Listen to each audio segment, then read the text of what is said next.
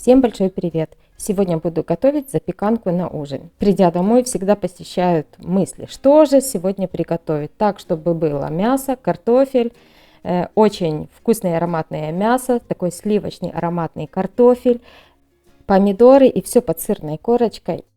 Процесс приготовления займет немного времени. Картофель почистила, нарезала брусочками.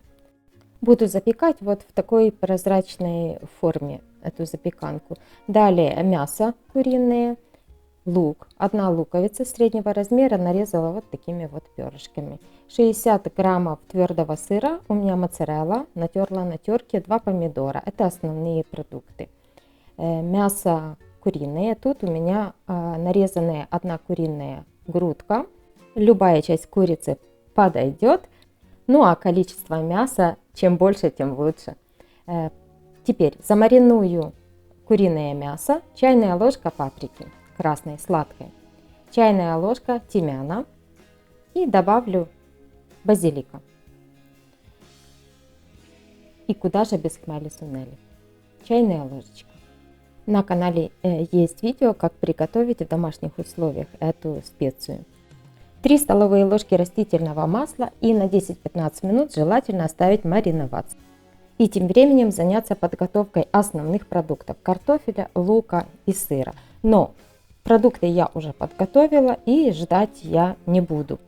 Все хорошо перемешиваю и распределяю ароматное такое мясо со специями сверху на картофель.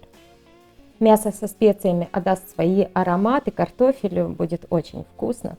Сверху нарезанный лучок тонкими перышками. И мне осталось нарезать 2 помидора и уложить сверху на лук. Укладываю рядами. Теперь приготовлю ароматную заливку. Тут у меня 200 мл сливок. Добавляю соль по вкусу, это где-то пол столовой ложки соли и 2 яйца.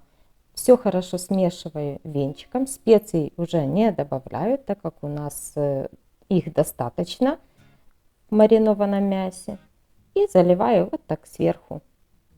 Сверху накрою стеклянной крышкой и в духовку. Температура 200 градусов 40 минут.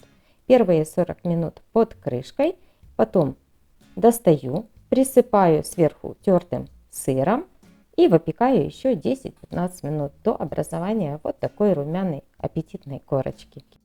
Вкусное ароматное мясо, картофель, который пропитался всеми ароматами специй и мяса, приятный сливочный аромат, запеченные томаты, сверху сырная корочка.